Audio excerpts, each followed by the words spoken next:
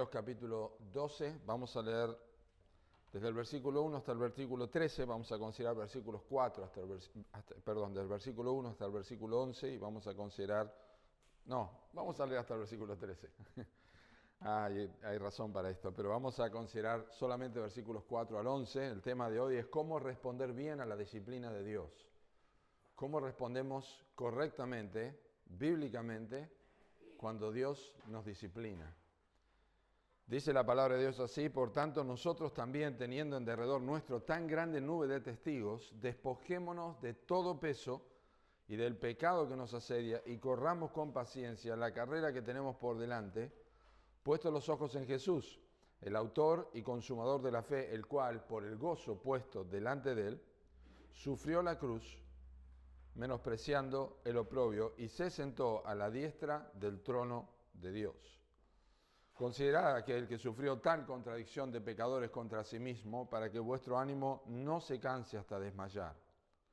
Porque aún no habéis resistido hasta la sangre combatiendo contra el pecado, y habéis ya olvidado la exhortación que como a hijos se os dirige diciendo: Hijo mío, no menosprecies la disciplina del Señor, ni desmayes cuando eres reprendido por Él, porque el Señor, al que ama, disciplina y azota a todo el que recibe por hijo.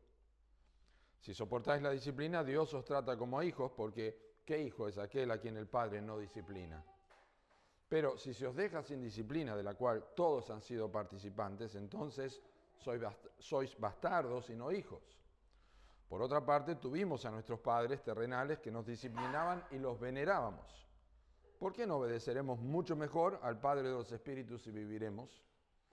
Y aquellos ciertamente por pocos días nos disciplinaban, como a ellos les parecía, pero para lo que nos es provechoso, para que participemos de su santidad. Es verdad que ninguna disciplina al presente parece ser causa de gozo, sino de tristeza, pero después da fruto apacible de justicia a los que en ella han sido ejercitados. Por lo cual, levantad las manos caídas y las rodillas paralizadas y haced sendas derechas para vuestros pies, para que los cojos no se salga del camino, sino que sea sanado. Oramos. Señor, gracias por tu palabra. Encomendamos este tiempo en tus manos. Nuestras limitaciones para hablar, nuestras limitaciones para escuchar sean suplidas abundantemente por tu gracia y bondad, ya que aquí lo que importa es tu gloria, no la nuestra. Y necesitamos que tú seas honrado en nuestras vidas. La Biblia dice: todo lo que hacéis, sea de palabra o de hecho, hacedlo todo en el nombre del Señor y para tu gloria. Queremos glorificarte como oímos y quiero glorificarte en cómo hablo.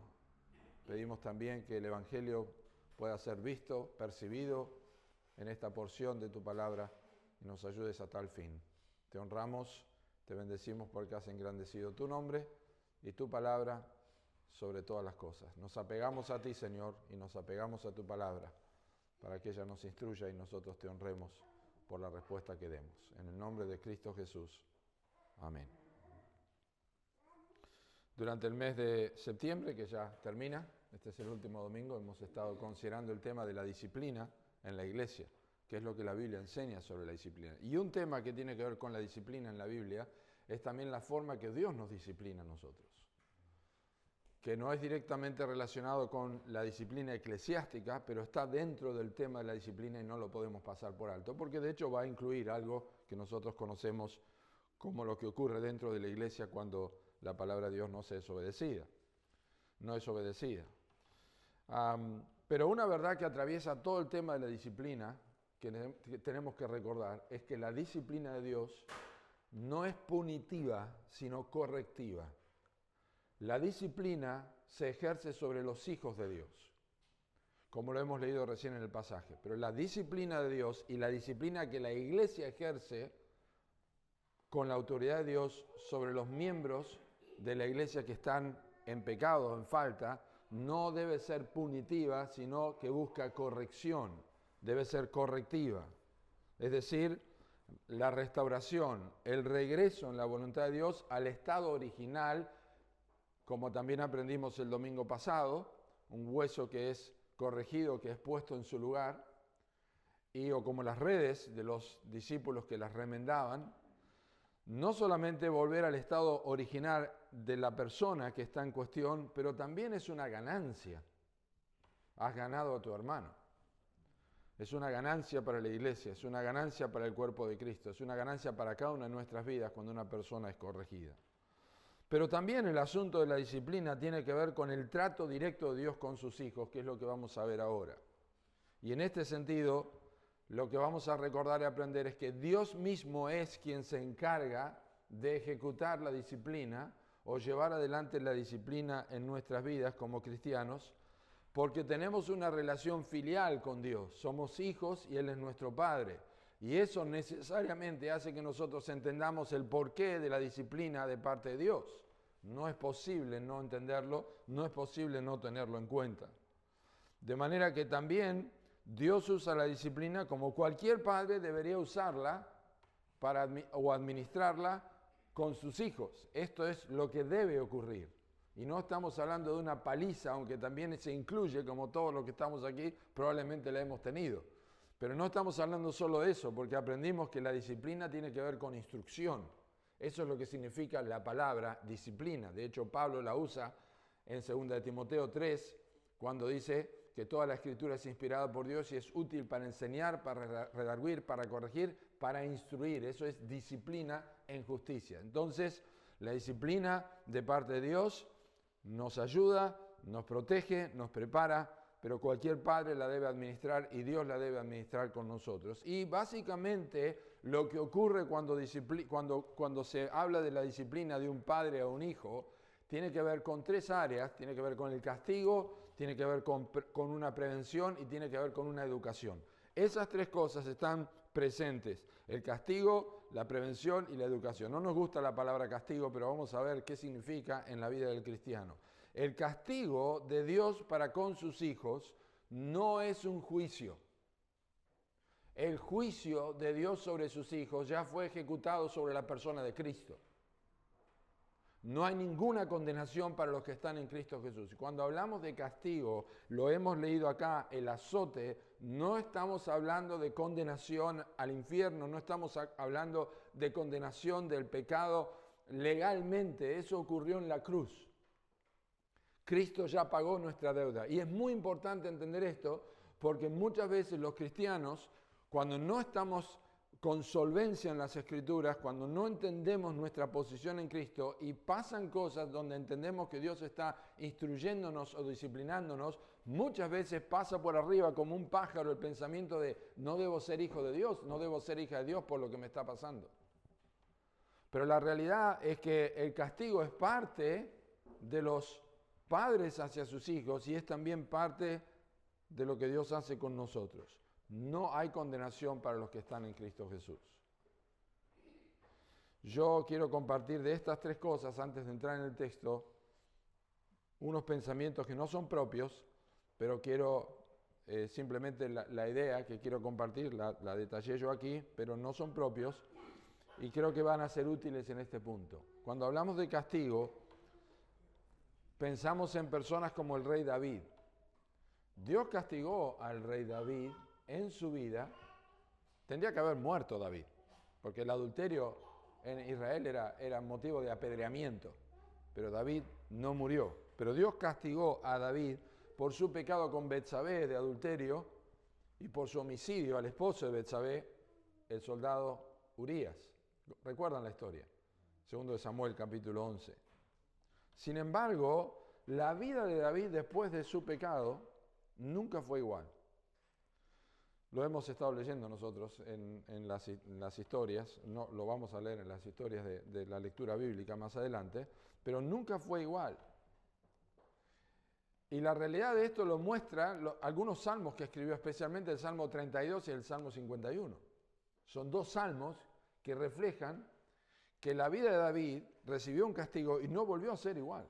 David oró que Dios le vuelva el gozo de su salvación. Dijo que sus huesos estaban abatidos. Y también la Biblia nos enseña que Dios castigó a algunos de los corintios, de la iglesia de Corinto, por su indisciplina. 1 Corintios 11. Algunos duermen. Hay muchos debilitados entre ustedes y algunos duermen. Los corintios sabemos, ellos habían descuidado y deshonrado la mesa del Señor porque llegaban a celebrar la Santa Cena, algunos de ellos borrachos, y no entraban en razón. Y los corintios estaban absolutamente livianos en este tema. Y Pablo dice que algunos estaban enfermos y algunos habían muerto, que es el eufemismo que usa la Biblia para hablar de la muerte, en ese sentido es el dormir, porque realmente el creyente duerme, va a la presencia del Señor, pero había ocurrido por su pecado. Era un castigo de parte de Dios. No sabemos si Ananías y Zafira eran creyentes, yo creo que sí, pero la Biblia dice que ellos mintieron al Espíritu Santo y Dios les quitó la vida.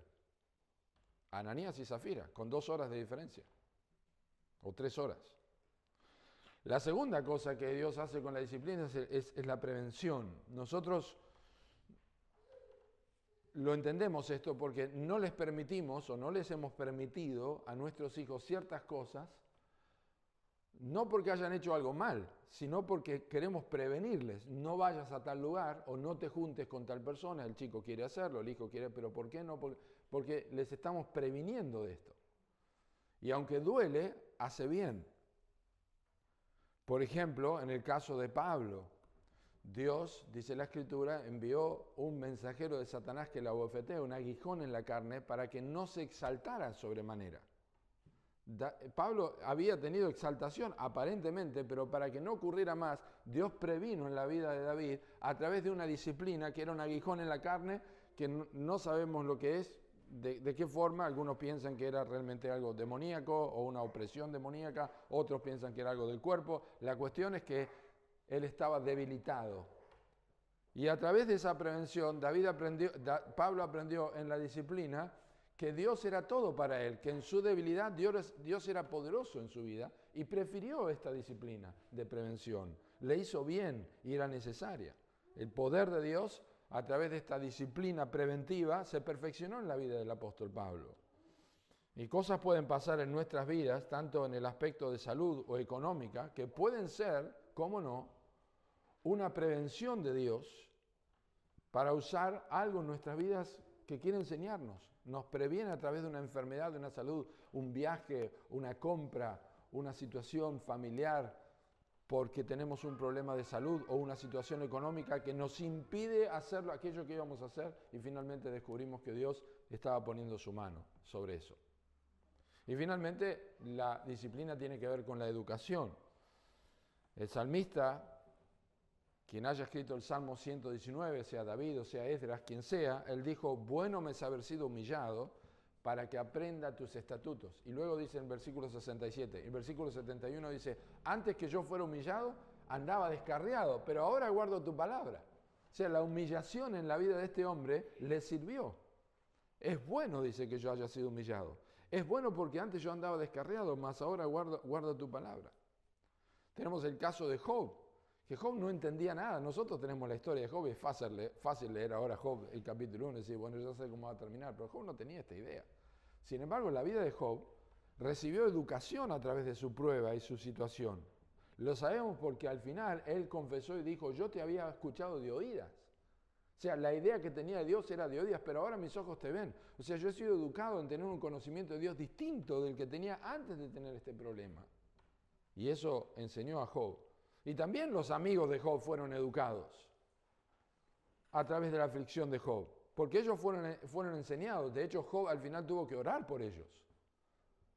Eso significa que ellos aprendieron una lección, que había una falta que ellos tenían que confesar, pero lo aprendieron a través de eso. Por lo tanto, nosotros no tenemos que pasar por alto ninguna de estas cosas: castigo, prevención, educación, al momento de experimentar situaciones adversas en nuestra vida como cristianos, y aprender a través de esos momentos a escuchar lo que Dios tiene para decirnos.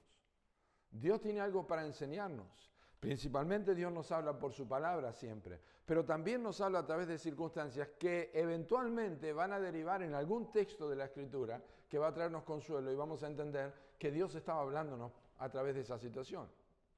He pasado por una situación terrible de pérdida, de angustia, de situación económica, lo que sea, y no entiendo qué es lo que pasa, pero esa mañana quizás leí el Salmo 23, Jehová es mi pastor, nada me faltará. Entonces Dios no me deja faltar nada de lo que yo necesito. Y me consuela, esto no lo necesitaba, esto no hacía falta en mi vida, Dios ha tratado conmigo.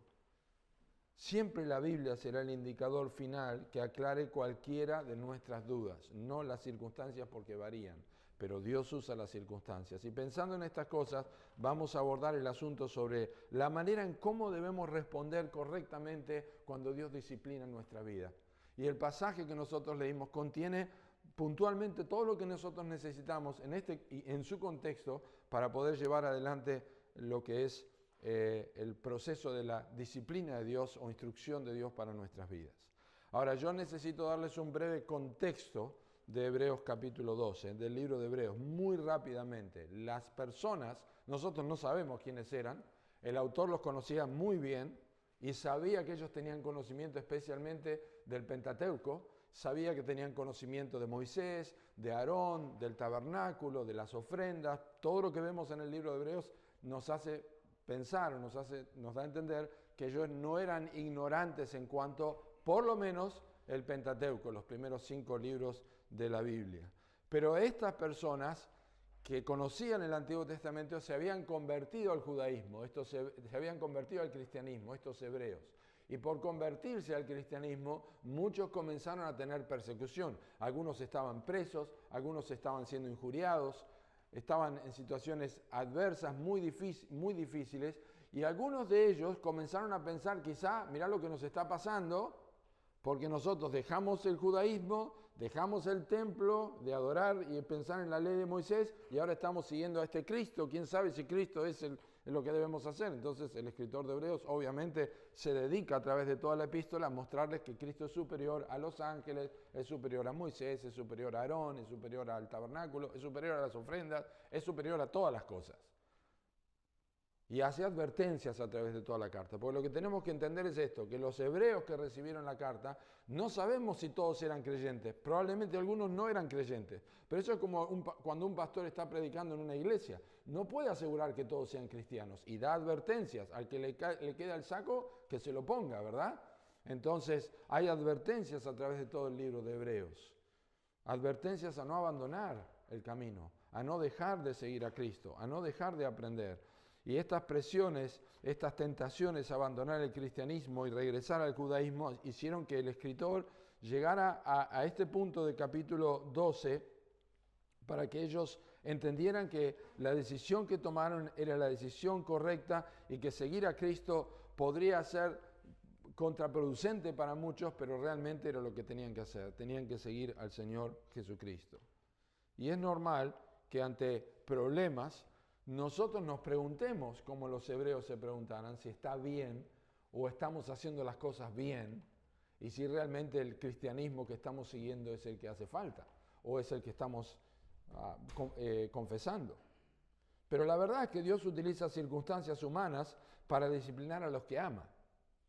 Muy, muy difícilmente Dios utilice situaciones o permitiera situaciones demoníacas que opriman a los creyentes. Por lo general lo que pasa son circunstancias que vivimos cada día, que nos ocurren cada día. Y cuando somos disciplinados, entonces nos puede dar la sensación de que quizás somos menos amados por Dios. ¿Por qué me está pasando esto en la vida? Entonces el autor de Hebreos hace un repaso, antes de entrar en el capítulo 12, hace un repaso tremendo. En el capítulo 11, comenzando desde Abel, desde la creación del mundo, comenzando y pasando por Abel, hasta los personajes que simplemente los menciona como Gedeón, Sansón, hombres y mujeres que anduvieron por fe y que pasaron dificultades y que siguieron adelante. Gracias, yo me olvidé mi botella ahí. Gracias. Voy a aprovechar. Hay un capítulo, el capítulo 11, estos 40 versículos del capítulo 11 son geniales, impresionantes.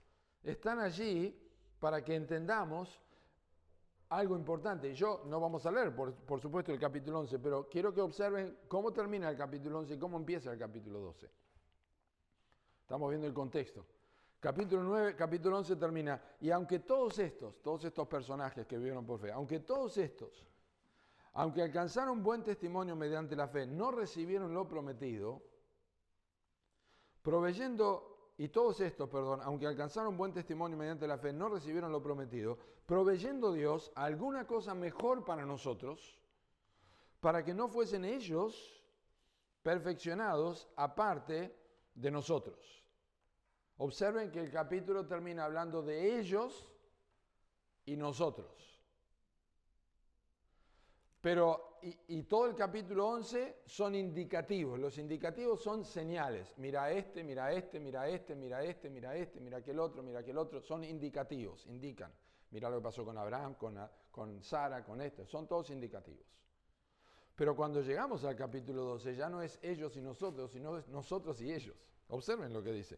Por tanto, nosotros también, teniendo en derredor nuestro tan grande nube de testigos, que son ellos, despojémonos de todo peso y del pecado que nos asedia y corramos con paciencia la carrera que tenemos por delante. Entonces, aquí ya no es ellos y nosotros, es nosotros y ellos, y en vez de haber indicativos, hay imperativos. Ahora te toca a vos. Ahora te toca a vos. Ahora te toca a vos y ahora me toca a mí. Ya fue el capítulo 11. Ya fue, yo te di un ejemplo, te di varios ejemplos para que lo tengan en cuenta. Y la realidad es que el contexto y los que han trabajado profundamente en las raíces griegas de esto, nos dicen que esta idea de que nosotros estamos corriendo en un estadio y ellos están mirándonos no es la correcta. En realidad nosotros estamos corriendo, estamos mirándolos a ellos, porque yo tengo que seguir corriendo, porque mirá lo que hicieron ellos, yo también quiero hacerlo. O sea, ellos son las personas que me estimulan, no soy yo el que estoy estimulando a ellos, porque ya no están mirando.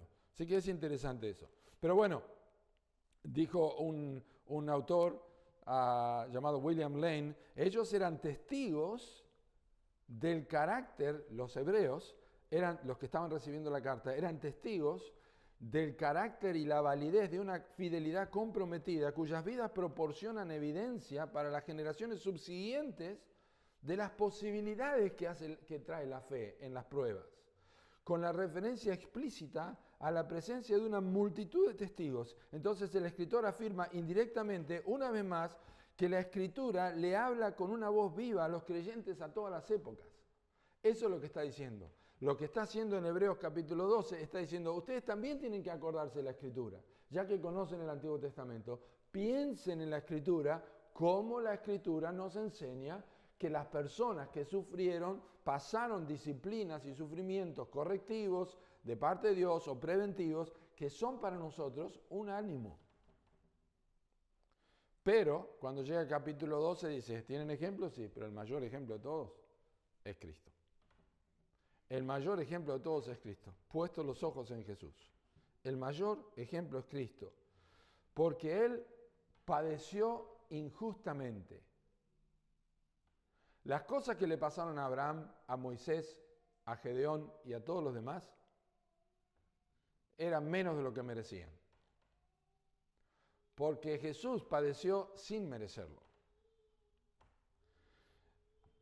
Y el punto, obviamente los demás no pueden decir lo de Cristo, que dijo que Él padeció sin merecerlo, el punto de considerar a Cristo está señalado en versículo 3. Considerad a aquel que sufrió tal contradicción de pecadores, para que vuestro ánimo no se canse hasta desmayar. Que vuestro ánimo no se canse hasta desmayar. ¿Saben cómo es esto? No se canse hasta desmayar. Hay evidentemente en este capítulo una figura de una carrera. Claro que está allí. Corramos con paciencia la carrera que tenemos por delante. Entonces, presten atención, porque esto es muy interesante para captar la esencia de lo que vamos a ver en versículos 4 al 11, que nos va a llevar el tiempo necesario. Pero presten atención. Versículos 1 al 3, versículos 1, 2 y 3 nos hablan de esta carrera que tenemos que considerar y no nos desmayemos antes de llegar a la meta. Eso es lo que está diciendo.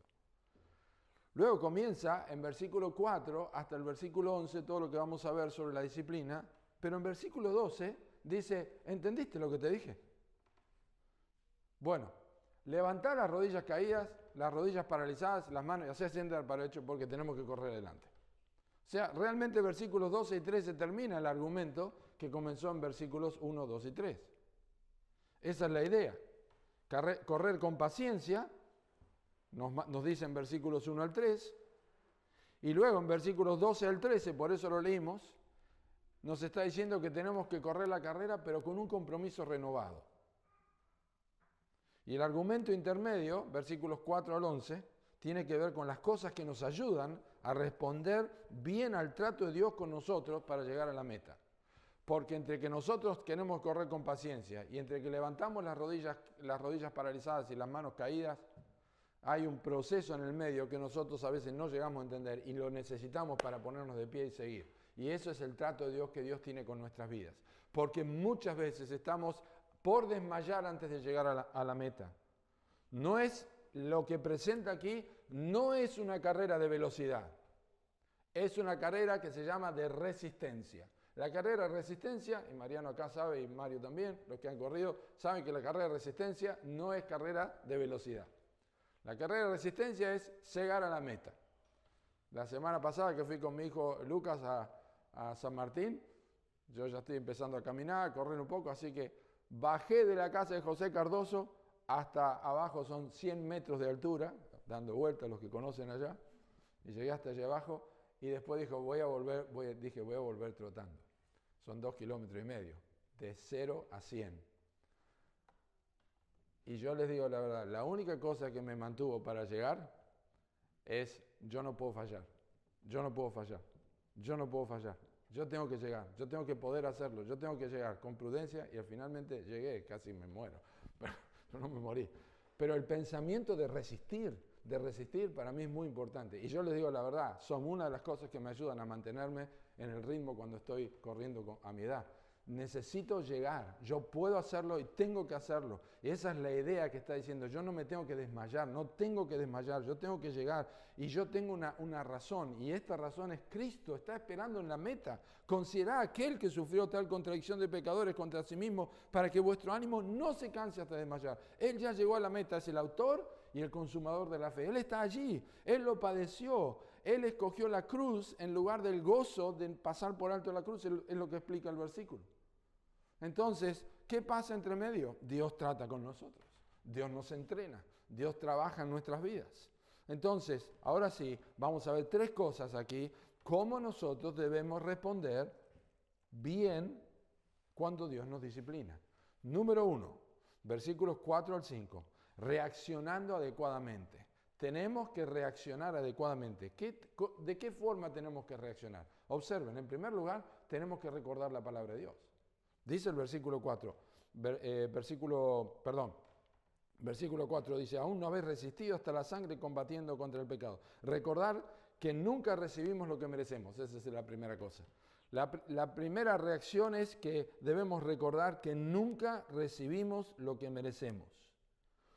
No nos pasa lo peor que pudiera ocurrirnos en nuestras vidas. No importa lo que nos esté ocurriendo, sea de salud, sea de economía o lo que sea. Merecemos mucho más de lo peor que nos pasa. Y yo tengo que recordar que aún no combatí hasta la sangre, combatiendo contra el pecado. El autor está usando aquí una imagen que se llama la imagen griega del pentatlón, el pentatlón griego. El pentatlón griego consistía de 5 partes. La primera era el stadium, que se llamaba, que era una carrera de unos 200 metros. La segunda era el acón, que significa lanzamiento de jabalina. Esto todo junto lo hacían, El tercero era el discos, que era el lanzamiento de discos. El cuarto era el alma, con H, que era el salto en largo con pesas llamadas halteres. Y el último era el pale. El pale era la lucha, y esta última infería que la persona iba a ver su propia sangre. Tenía que ver su propia sangre, y para los que organizaban y para los que peleaban, ver su propia sangre significaba que realmente había persistido hasta el final. Bueno, el autor dice, ustedes no han resistido hasta la sangre. Ustedes ni llegaron a la mitad del pentatlón. Ustedes no han corrido todo lo que tenían que correr. Nuestro combate contra el pecado jamás va a ser como el combate que Cristo tuvo contra el pecado. Y sin embargo, las pruebas y las disciplinas de Dios nos permiten continuar y nos requieren continuar en la lucha. Y Judas dice, me era necesario escribirles para que contiendan ardientemente por la fe que ha sido una vez dada para los santos. Y Apocalipsis capítulo 12, versículo 11 dice, estos le han vencido por medio de la sangre del Cordero y menospreciaron sus vidas hasta la muerte. Así que no hemos llegado todavía al final del Pentatlón y probablemente nunca lleguemos de esta forma a combatir hasta la sangre. No nos ha pasado. Los hebreos estaban allí sufriendo, pero ustedes no le han pasado lo que pasaron las otras personas y lo que merecen. Entonces, ¿cómo nosotros respondemos bien a la disciplina de Dios? Tenemos que reaccionar adecuadamente. En primer lugar, recordando que nunca recibimos lo que merecemos. En segundo lugar, no tenemos que olvidar la palabra de Dios. Ahora sí, versículo 5 dice, y habéis olvidado la exhortación, y habéis ya olvidado la exhortación. Acuérdense que el autor de Hebreos en capítulo 5 ya deberían ser maestros, le dice, ahora dice, ustedes ya olvidaron la exhortación, que como a hijos se os dirige, esto es para ustedes, diciendo, hijo mío, no menosprecie la disciplina del Señor, etcétera, etcétera. Pero primero quiero ver que no debemos olvidar la palabra de Dios. Una buena reacción frente a la disciplina, una buena reacción es no olvidar la palabra de Dios. Y esto es importante, porque lo que está diciendo aquí implícitamente es que no necesitamos nada nuevo. Nosotros no necesitamos revelación nueva. Nosotros necesitamos repasar y recordar lo que ya sabemos. Ya hemos leído la Escritura, ya conocemos la historia del Antiguo Testamento, ya sabemos cómo se desarrolla la teología. Nosotros tenemos conocimiento, sabemos lo que enseñan los salmos, sabemos que Cristo murió por nosotros, sabemos que nuestros pecados han sido perdonados, que estamos libres de condenación, sabemos que estamos sentados en lugares con Cristo, nos conoció, nos predestinó, nos llamó, nos justificó, nos glorificó. Sabemos todo eso, no necesitamos nada más. Lo que no tenemos que hacer es olvidar. Pedro dice en 2 de Pedro capítulo 1 que algunos han olvidado la purificación de sus antiguos pecados por falta de diligencia, por falta de fe, por falta de paciencia, por falta de dominio propio, por falta de virtud, por falta de conocimiento, por falta de amor. Estas cosas hacen que nosotros olvidemos y tenemos que recordar, pero cuando recordamos, ¿qué hacemos? No inventamos, recordamos lo que ya escuchamos. Y eso es lo que la palabra de Dios nos enseña. Necesitamos recordar la Escritura, no necesitamos recordar nada nuevo. Y déjenme leerles algunos textos que tengo aquí anotados. En el libro de Job, en el capítulo 5, versículo 17, dice, aquí bienaventurado es el hombre a quien Dios castiga, por tanto no menosprecies la corrección del Todopoderoso. En el capítulo 34 de Job, el versículo 31, también hay algo similar, 34, 31, dice, de seguro conviene que se diga a Dios, he llevado castigo, no ofenderé ya más. Y regreso al Salmo 119, versículo 75, dice, conozco, Jehová, que tus juicios son justos y que conforme a tu fidelidad me afligiste. El versículo 109 de este mismo Salmo dice, mi vida está de continuo en peligro, mas no me he olvidado de tu ley. Proverbios capítulo 24, versículo 10 dice, si fueres flojo en el día de trabajo, tu fuerza será reducida. Y finalmente el profeta Jeremías, me encanta este texto en Jeremías capítulo 31 y el versículo 18 y versículo 19, dice, escuchando he oído a Efraín, que es una forma de referirse a Israel, que se lamentaba, me azotaste y fui castigado como novillo indómito, conviérteme y seré convertido, porque tú eres Jehová mi Dios, porque después que me aparté, tuve arrepentimiento, y después que reconocí mi falta, herí mi muslo, me avergoncé y me confundí, porque llevé la afrenta de mi juventud. Es una exhortación esta dirigida a nosotros como hijos. Y habéis ya olvidado la exhortación que como a hijos se os dirige. Los hijos necesitan la exhortación de no olvidarse de la palabra de Dios. Necesitamos recordar la Escritura y para eso necesitamos leerla cada día. Necesitamos volver a la palabra de Dios. No necesitamos nueva revelación. De hecho, el pasaje que va a usar el autor de Hebreos, que no es exactamente igual que el del Antiguo Testamento en Proverbios 3, porque esto está tomado no del Antiguo Testamento hebreo, sino de una traducción al griego que hicieron 70 hombres, que se llama Septuaginta, De allí el autor de Hebreos toma eso y por eso hay diferencias en las palabras, pero es lo mismo. Pero en ese pasaje que usa, Hebreos capítulo 3, que lo conocemos, esto es la disciplina del Señor, ¿cómo empieza Proverbios 3.1? Hijo mío, no te olvides de mi ley. Es a recordar. Comienza recordando que no debemos olvidar la ley de Dios. Entonces, ¿cómo reaccionamos bien a la disciplina del Señor? Primero, reconociendo que no tenemos menos de lo que merecemos. Segundo, que nosotros no debemos olvidar la palabra de Dios. Tenemos que recordar la palabra de Dios. ¿Qué está pasando en mi vida? Dios me ama, esto es algo que Dios me está enseñando. ¿Qué dice la Escritura? Como hemos leído recién. La tercera cosa que debemos nosotros, que demuestra que reaccionamos adecuadamente, es justamente que no debemos menospreciar la disciplina. Es el versículo 5. Ya habéis olvidado la exhortación que como hijo se os dirige, diciendo, y aquí empieza a citar Proverbios 3, hijo mío, no menosprecies la disciplina del Señor. La idea de la palabra menospreciar, que es la palabra original, es la idea de tener en poco. Menospreciar es una palabra compuesta de dos, menosprecio, tiene menos valor, ¿verdad? Entonces, lo que está diciendo es que no le des poco valor, no muestres indiferencia, no estés haciendo como que no tomas en cuenta o tratás de evadir la situación o no le das importancia o cuestionás a Dios. Eso es menospreciar la disciplina.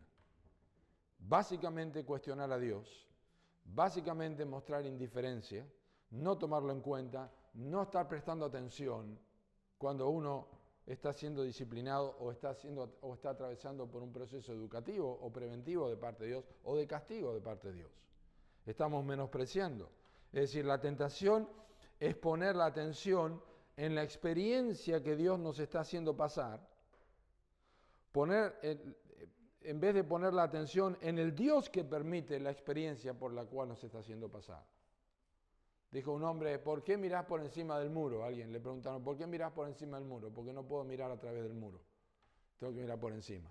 Y esa es la idea. MacArthur cita eso de alguien que se lo mencionó. Y esa es la idea también, me encantó. Tengo que mirar por encima porque no puedo ver a través del problema. No lo puedo. No tengo que menospreciar la disciplina y decir, no me importa lo que me está pasando. No, tengo que prestar atención. Es decir, no preguntar por qué, sino para qué me está pasando esto. ¿Para qué está ocurriendo esto? Y un autor antiguo, Arthur Pink, dijo, pensá en tus propias fallas y en lo imperfecto que aún sos y te vas a asombrar de que Dios no te castigue más duramente. Acostumbrate a seguir sus caminos y será menos probable que sufras sus golpes.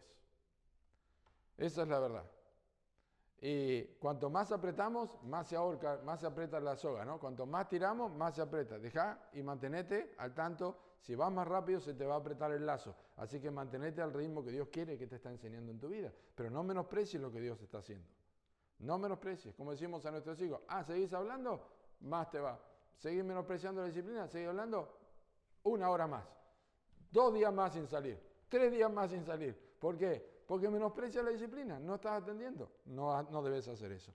Y otra cosa que nosotros debemos hacer, como debemos reaccionar correctamente, es que no debemos desmayar. No debemos desmayar en la disciplina. El versículo 5 lo dice, ni desmayes cuando eres reprendido por él. La idea acá tiene que ver con el estado de ánimo. Cuando uno está pasando por problemas, pierde el ánimo, no quiere leer, no tiene ánimo para orar, no tiene ánimo, realmente no quiero hablar con nadie. ¿Cómo andás? Y ahí, bien, ¿qué te pasa? No, está bien. Estás mal, estás desanimado.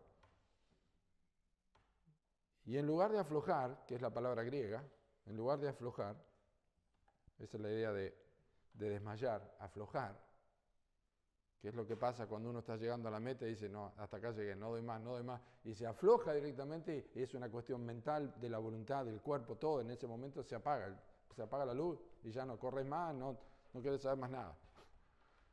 En lugar de desmayar, nosotros tenemos que hacer lo que hizo el salmista. El salmista lo dijo muy claro, y es un salmo que todos nosotros hemos leído y hemos valorado, y nos gusta cuando lo leemos. Y lo voy a leer ahora. Dice, ¿por qué te abates, oh alma mía? ¿Y por qué te turbas dentro de mí? Espera en Dios porque aún he de alabarle, salvación mía, Dios mío. ¿A quién le habla el salmista? A su alma. ¿Probaste a hablarte a vos mismo alguna vez? ¿Por qué estás así, Ricardo? ¿Qué te pasa? Pero si no vas a esperar en Dios, Él es tu salvación. Mira, tenés que pensar, te hablas a tu propia conciencia, tenés que hablarte. Eso es lo que hace David. Martin Lloyd Jones tiene algo muy bueno sobre ese tema, de cómo hablarnos, y creo que está tomado de esto también. Me hizo acordar ahora. Pero tenemos que hablarnos para no desmayar. Y eso es lo que hacemos cuando corremos. Ah, el indio flojo, vamos indio flojo, que tenés que llegar, vamos. Y se habla uno mismo, vamos que lo voy a hacer. O si está con un hacha, ¿no es cierto?, pegando ladrillo o lo que sea, y uno tiene que seguir y terminar, vamos todavía. Nos hablamos, no desmayamos, no desmayes cuando eres reprendido por Él. O sea, no es cualquier cosa que nos está dando esta disciplina, es Dios. Así que Dios tiene que tener un plan. Entonces, necesitamos reaccionar adecuadamente a la disciplina. Nunca recibimos lo que merecemos, no debemos olvidar la palabra de Dios, no debemos menospreciar la disciplina, no debemos desmayar en la disciplina y ahora tenemos otra cosa que hacer. Tenemos que recordar el fundamento de la disciplina.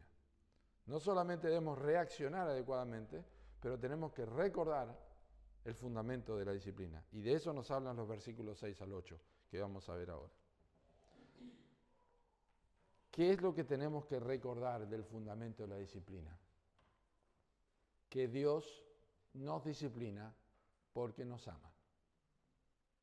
Porque el Señor, el porque allí es importante, porque el Señor al que ama disciplina.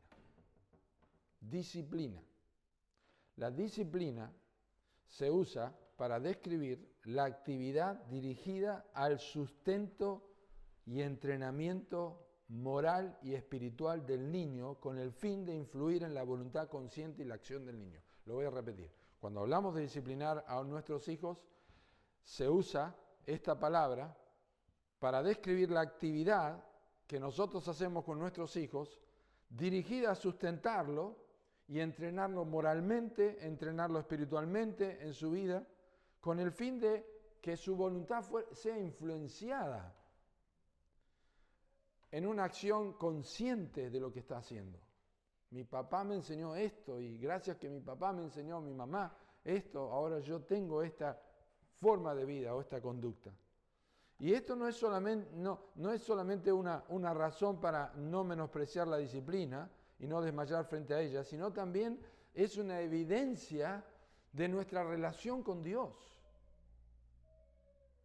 Es una evidencia de nuestra relación con Dios porque no es muy difícil entender esto si uno considera la relación del padre e hijo. Proverbios 13, 24 dice, el que detiene el castigo a su hijo aborrece, mas el que lo ama desde temprano lo corrigen. Una mujer preguntó una vez en una conferencia para padres, le preguntó al que estaba predicando, dice, ¿cuándo tengo que comenzar a disciplinar a mi hijo?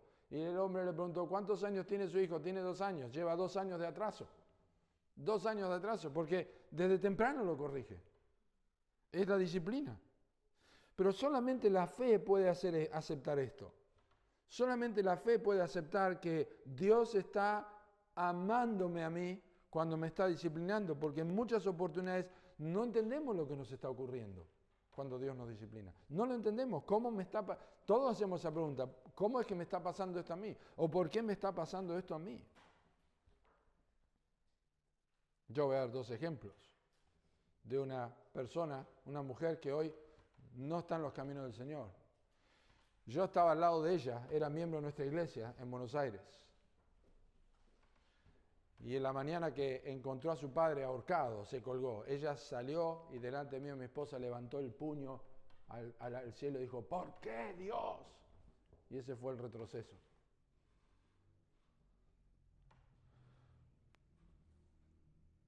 Pero después conocí otra mujer, que es mi esposa, cuando su madre fue víctima de homicidio. Y estando sentados en el patio de la casa en Regina, ella levantó las manos y dijo, Señor, tú lo sabes todo. Tú lo sabes todo.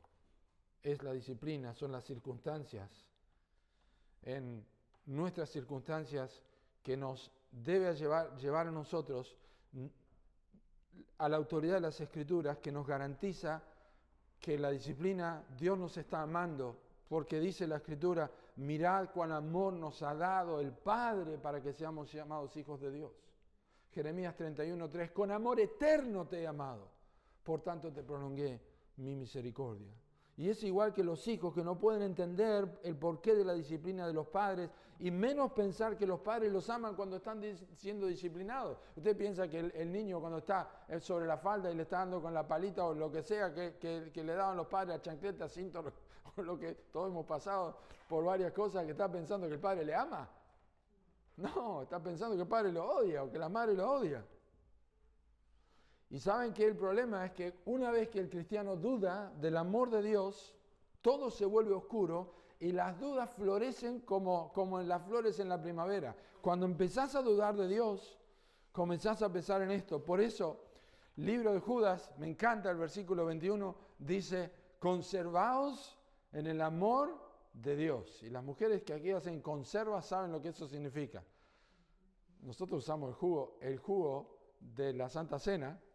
¿Saben cuántos años tiene esa botella que están tomando? Todos están vivos, ¿no es cierto? Tienen más de 10 años. Tienen más de 10 años. ¿Saben por qué? Porque se conservaron. Y se conservan. Creo que quedan algunas botellitas. Eran de la vid que teníamos acá en Regina. Se conservaron. Eso es estar dentro del amor de Dios. Es el frasco que nosotros tenemos que estar conservados allí. Y la Biblia dice en Efesios 3:17 que nosotros estamos cimentados en amor. Entonces, yo tengo que recordar el fundamento de la disciplina, que en primer lugar es que Dios me ama.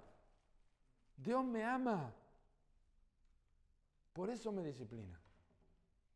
Y no falla. Y en segundo lugar, otro fundamento es que nos disciplina porque somos hijos. Eso está en versículos 7, 6 al 8 también. Azota a todo el que recibe por hijo. El castigo divino, la palabra azote, mastigo es allí, aunque lo incluye, no es estrictamente una acción tomada por pecados en particular.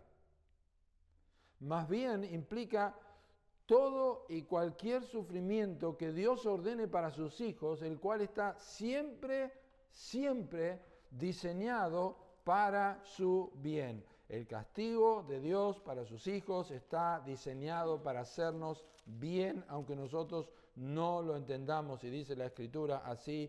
Y no solo esto, sino que también nos gloriamos en las tribulaciones, sabiendo que la tribulación produce paciencia, y la paciencia prueba, y la prueba esperanza, y la esperanza no avergüenza, porque el amor de Dios ha sido derramado en nuestros corazones. Y por supuesto sabemos que a los que aman a Dios, todas las cosas les ayudan a bien, y esto es inclusive la disciplina. Pero es una de las promesas más preciosas del Nuevo Testamento que todos conocemos. ¿Cuál es?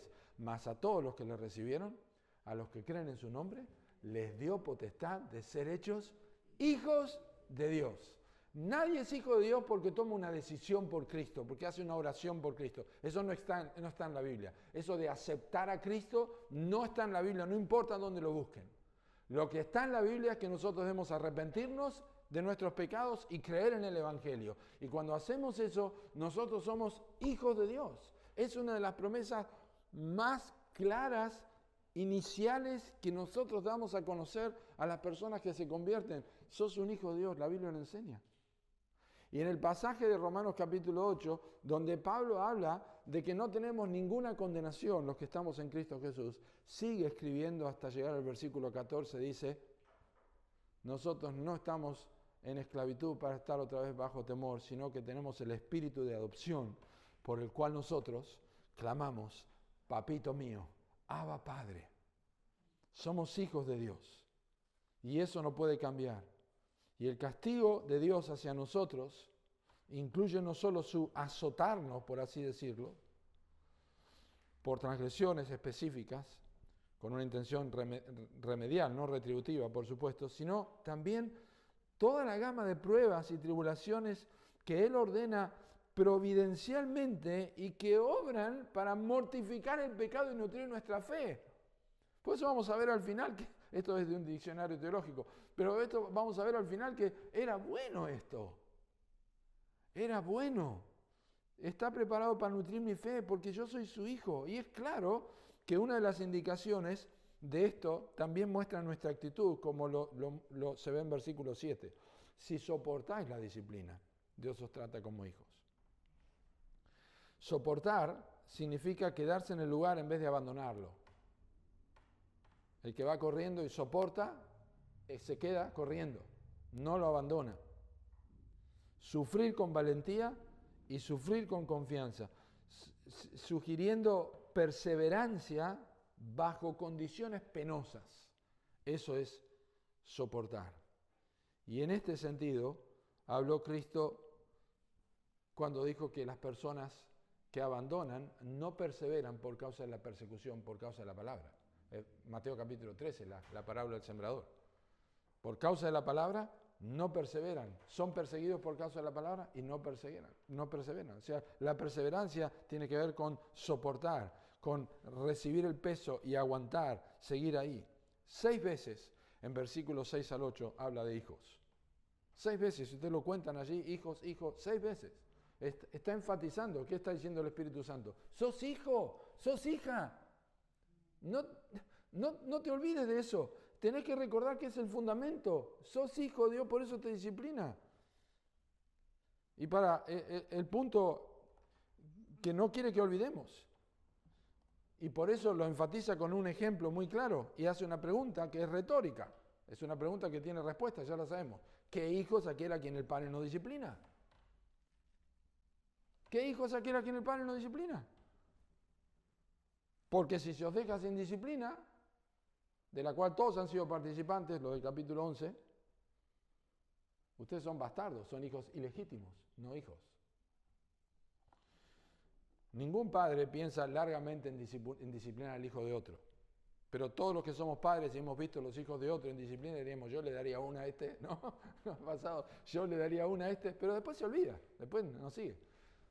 Pero cuando se trata del hijo, no se olvida, no debería olvidarse. Mis hijos eran 1, 2, 3 y era 4 horas antes de volver a casa. Cuando llegamos a casa, todo bien. No, vení acá. No, vení acá, yo te dije, no, son mi hijo. Yo te dije, esto se cumple, porque son mi hijo, por eso te disciplino. No lo puedo hacer con otro. Pero fulanito, no sé, él no es mi hijo. ¿Qué padre no ha usado eso? Él no es mi hijo, vos sos mi hijo. Y eso es lo que está diciendo acá. Entonces, hay que estar agradecidos por la educación del Señor para con nosotros, que demuestra una relación con Él. Porque las personas que no tienen este tipo de problemas y que nunca tienen disciplina y que viven en pecado y que se proclaman creyentes y viven vidas licenciosas, pero dicen que son hijos de Dios y nunca tienen ningún problema ni ninguna circunstancia que los hace reflexionar, son bastardos, no son hijos. Eso es lo que la Biblia dice. Cuando nada les ocurre, cuando nada ocurre, y para los corintios podría ser triste que muchos dormían y estaban enfermos, pero para Pablo debería ser un gozo. Dice, Dios los trata como hijos a ustedes. Miren la clase de iglesia que son, con toda la indisciplina que tienen, pero son hijos. No les falta ningún don, le dice. La gracia de Dios está sobre ustedes, capítulo 1. Entonces, hay razones para dudar de la relación de un hombre o una mujer con Dios como su padre si nunca tiene problemas. Y la tercera cosa, nosotros no solamente tenemos que reaccionar adecuadamente, también tenemos que recordar el fundamento y finalmente nosotros tenemos que reflexionar sobre el propósito de la disciplina. Y eso está en versículos 9 al 11. Y en estos versículos se compara la disciplina de los padres con la de Dios. Y eso es muy interesante, mostrando que hay diferencias de carácter, de intención y también de resultados. Entonces, ¿cuáles son las cosas sobre las que debemos reflexionar? Son 3, en los 3 versículos. La primera que tenemos que reflexionar sobre el propósito es que la disciplina de Dios nos estimula a la obediencia. Por otra parte, tuvimos a nuestros padres terrenales que nos disciplinaban y los venerábamos. ¿Por qué no obedeceremos mucho mejor al Padre de los Espíritus y viviremos? ¿Por qué no obedeceremos? Ese es el punto, con el resultado de vivir. ¿Por qué no obedeceremos? Entonces, como primera medida, una de las cosas que describe a los hijos de Dios en el Antiguo Testamento, en el Nuevo Testamento, es la obediencia. De hecho, la descripción de los inconversos en el Nuevo Testamento, en varias oportunidades, el libro de Colosenses, el libro de Efesios, es que son hijos de desobediencia, o éramos hijos de desobediencia, lo mismo que los demás. ¿Ah? Entonces, desobediencia es característica de los incrédulos. Obediencia es característica de los creyentes. Entonces, la forma en que nosotros respondemos en obediencia y sumisión a la disciplina correctiva de Dios es una demostración ahora de nuestra parte de cómo lo amamos. Dios me ama porque me disciplina y yo soporto y recibo la disciplina demostrando obediencia, manteniéndome en lo que Dios quiere y muestro que yo amo a Dios. ¿Por qué? Porque el que me ama, mi palabra guardará. Y yo obedezco al Señor. Los padres terrenales, dice el texto, los venerábamos, son respetados y eso se demuestra porque los hijos se sujetan. Normalmente deben sujetarse los hijos. Dios no es como los padres, Dios es una garantía absoluta. Pero inclusive Dios tuvo una queja con su pueblo de Israel. Y eso está en el libro de Malaquías. En el capítulo 1, versículo 6 dice, el hijo honra al padre y el siervo a su señor. Si pues yo soy padre, ¿dónde está mi honra? Y si yo soy señor, ¿dónde está mi temor? Dice Jehová de los ejércitos. A vosotros, oh sacerdotes, que menospreciáis mi nombre. Dios se quejó de los sacerdotes y del pueblo también, en consecuencia, porque ellos no trataban a Dios como su padre, aunque los hijos sí lo harían. Es normal que los hijos veneren, honren a sus padres. Pero los padres eran terrenales, dice el versículo 9. Y la forma de venerarlos es la obediencia. Pero el Padre es el Padre de los espíritus. Eso significa que Dios ve la intención. Los padres no pueden ver el corazón de los hijos, pero Dios es el Padre de los espíritus. Y Él puede ver cómo nosotros realmente obedecemos de corazón o no. Cómo estamos reaccionando a las circunstancias positivamente a lo que Dios hace o negativamente. Dios lo observa porque es el Padre de los espíritus. Es el Padre de los espíritus. Y la obediencia, noten en el texto, está claro, está relacionada con la vida. Y yo creo que tiene un poco que ver aquí con lo que pasa con los corintios. Que muchas veces la muerte es la consecuencia directa de la desobediencia persistente de un hijo de Dios. La enfermedad, la muerte y la partida. Y yo tengo la idea de un hermano en Cristo, que yo creo que era hermano en Cristo, que finalmente partió de este mundo porque no dio el brazo a torcer en Uruguay. Y Dios se lo llevó. Dios se lo llevó. Entonces, un cristiano que rechaza la disciplina de Dios, que se niega a beneficiarse de la corrección divina, puede perder la vida por su obstinación. Muchos duermen. 1 Corintios 11:30, 1 Juan 5:16 dice, hay pecado de muerte por el cual yo no digo que se pida. Y Santiago 1:21 también nos habla de que si guardamos la palabra de Dios con mansedumbre, ella puede salvar nuestras almas. Esto no significa del pecado, sino salvarnos de una situación terrible. La segunda cosa, que es el fundamento, reflexionar el propósito de la disciplina, bueno, déjenme mencionarle lo que dijo el pastor MacArthur, que lo tengo acá. Vos no sabés qué es la victoria mientras no pelees en una batalla. No sabés el significado de la libertad mientras no hayas estado en prisión. No conocés la alegría del alivio mientras no hayas sufrido, o de la santidad, de la sanidad mientras no hayas estado enfermo. No sabés de qué se trata la vida mientras no hayas experimentado algunos problemas y dificultades. Todos sabemos algo de esto, ¿verdad? Todos sabemos algo de esto. Ahora sí, el segundo fundamento, o el segundo provecho es que es el propósito es que es provechoso para nuestra santificación. Versículo 10, y aquellos ciertamente por pocos días, los padres, ¿no?, nos disciplinaban como a ellos les parecía. Pero para lo que nos es provechoso, para que participemos de su santidad. Los padres terrenales, lo que está diciendo, es que no siempre hacemos lo correcto. Y nosotros, los padres, somos padres, hemos tenido hijos, sabemos que no es lo correcto, que hemos hecho cosas que no son correctas. Y eso trae consecuencias que no son provechosas para nuestros hijos. Todos nosotros recordamos cosas que han hecho nuestros padres y nos han dejado marcas. Algunas son más tristes que otras. Y en algunos casos no necesariamente es que nosotros estamos enojados con nuestros padres, pero cosas que mis padres hicieron esto y yo nunca pude, hubiera sido tal cosa. Y la realidad es que nosotros hacemos cosas incorrectas con nuestros hijos. Yo he disciplinado a mis hijos con enojo, o he disciplinado a mis hijos injustamente en algunas ocasiones, o por razones que no debían ser, porque me da vergüenza o que no quiero, como nos parecía. Todos hemos hecho esto. Pero esto lo pone allí el escritor para generar un contraste, para que a través del contraste y de las cosas que nosotros fallamos, nos demos cuenta que Dios es todo lo contrario. Dios jamás hace algo sin que sea provechoso para nosotros. Jamás. Siempre aprovecha la disciplina porque es perfecta, para lo que nos es provechoso, que contrasta fuertemente con este modismo usado en referencia a los padres naturales, como a ellos les parecía. Y la disciplina en este sentido no es solamente un castigo. Escuchen esto, es una ventaja legal. ¿Qué significa que es una ventaja legal? Significa que beneficia al cristiano durante toda su vida en la tierra. Es correcto que pase esto, porque es un pacto entre Dios y nosotros como sus hijos.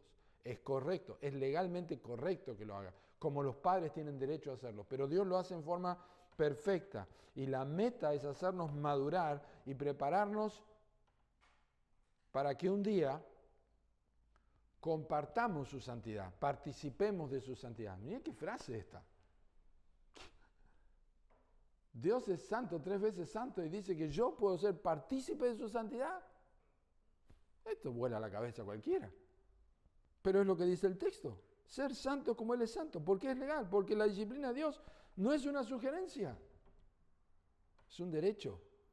Es una obligación dentro de un pacto formal. Y tiene términos y beneficios definidos.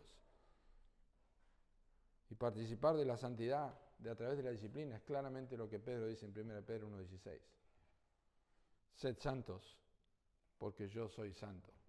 Y otra vez el comentarista William Lane dice, la clara implicación es que resulta imposible compartir la santidad de Dios si no es por medio de la corrección administrada a través de los sufrimientos disciplinarios. Es imposible.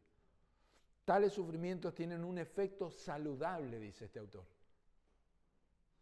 Un efecto saludable que permite madurar a los cristianos como hombres y mujeres de Dios. Por lo tanto, el concepto de corrección a través de la disciplina está relacionado con la formación de un carácter piadoso. Ese es el punto. Dios quiere formar un carácter piadoso en tu vida. Lo hace a través de la disciplina correctiva, a través de la disciplina educativa y a través de la disciplina preventiva. Y finalmente, el otro resultado o reflexión que reflexionamos, el propósito, es que genera una ejercitación fructífera. En versículo 11. Es verdad que ninguna disciplina al presente parece ser causa de gozo, sino de tristeza, pero después, no antes, después da fruto apacible de paz, de justicia, a los que en ella han sido ejercitados. Entonces, el propósito de la disciplina es también que genera una ejercitación fructífera. Y el autor lo que está haciendo es reconociendo que muchas veces las cosas que padecemos no parecen ser lo que se supone que deberían ser. La mente y el corazón se oponen naturalmente a aceptar las circunstancias como un ejercicio bueno para el alma. No puede ser que esto me vaya a ayudar. No entiendo por qué me está pasando esto. No lo acepto. No cuadra. Es tratar de meter un círculo en un cuadrado. No me entra. No puedo. No lo puedo entender. Pero según el texto, esto es lo que pasa. Según el texto, esto es lo que pasa. Al presente no parece ser causa de gozo, sino de tristeza. Pero después sí. Después sí. La tristeza se convierte en gozo. Todos los que han, yo no voy al gimnasio ahora, ¿no? Pero todos los que hacen pesas o han ido al gimnasio, han hecho ejercicio, en un momento de mayor fuerza, tiene que habérsele pasado esto por la cabeza. ¿Qué locura estoy haciendo? ¿Para qué estoy haciendo esto? Se cuestiona si vale la pena hacer tanta fuerza. ¿Tanta fuerza para qué? Pero luego disfruta. Después hay fruto, aunque no quiera demostrarlo, pero uno se siente bien. Hay fruto de la fuerza, del ejercicio. Y para eso, ¿qué piensa la persona? Dice, mientras yo fui ejercitado, no parecía bueno, pero ahora me doy cuenta que eso valió la pena. En el momento no parecía ser causa de inteligencia, sino de necedad, pero ahora es causa de gozo, porque ha dado resultados. Me ayuda cardiológicamente, en mi cuerpo, me siento bien, lo que sea que haga el gimnasio. Y en la disciplina, para terminar, Dios lo que hace es tomar a sus hijos de la mano y llevarlos al gimnasio de la justicia y la paz, los cuales son imposibles de experimentar sin el sufrimiento. Para que el músculo crezca, tiene que romperse, ¿saben eso? Para que el músculo crezca, tiene que romperse, y eso es lo que produce los dolores. Pero son necesarios los dolores del sufrimiento para el crecimiento. De hecho, la palabra ejercitar allí, ejercitado, es la palabra gumnazo, que es gimnasio. Genera una ejercitación fructífera. Y quiero terminar leyendo algunos textos que los tengo aquí.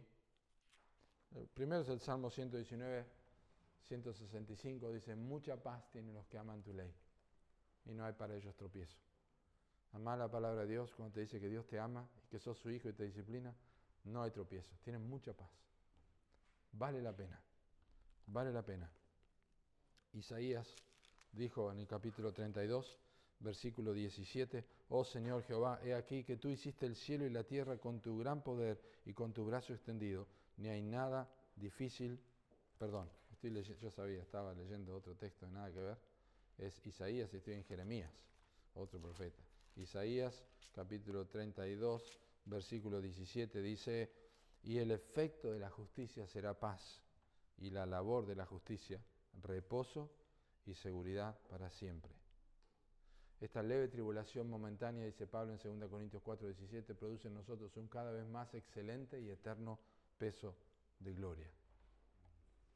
Y a los Gálatas le dijo, el fruto del Espíritu es amor, gozo, paz, paciencia, benignidad, fe, mansedumbre, templanza. Este es el ejercicio y esta es la obra de Dios. Así que hermano, hermana, si estás en el gimnasio de Dios, soportá, porque Dios te ama, porque sos su hijo. Y si estás viviendo una vida incoherente con las Escrituras de hace mucho tiempo, o estás descuidando el caminar con Dios y no te pasa nada en tu vida, tenés que hacer lo que Pablo dijo a los Corintios en 2 Corintios 3. Examinaos a vosotros mismos si estáis en la fe. No conocéis a vosotros mismos que estáis en la fe a menos que estéis reprobados. Porque no es normal. Solo los bastardos no son disciplinados. Los que no son hijos. Pero Dios quiere que nosotros sigamos en carrera hasta el final y no desmayar. Oramos. Gracias, Padre, por tu palabra. Realmente te honramos por la bendición de leerla y saber que no nos has desamparado, nos has dejado toda la instrucción que necesitamos para entender las pruebas, las disciplinas, los momentos educativos, preventivos en nuestras vidas. Y gracias porque cuando hablamos de castigo y de azote, recordamos que el azote airado, el azote con ira eterna, no es sobre nosotros, sino sobre la persona de tu Hijo. Y ya no hay condenación para nosotros que estamos en Cristo. Señor, si alguien no conoce a Cristo, si alguien lleva una vida sin cuidado y no tiene ningún tipo de advertencia de tu parte, te ruego que les hagas pensar y repensar si son tus hijos o hijas. Lo pedimos en el nombre de Cristo Jesús.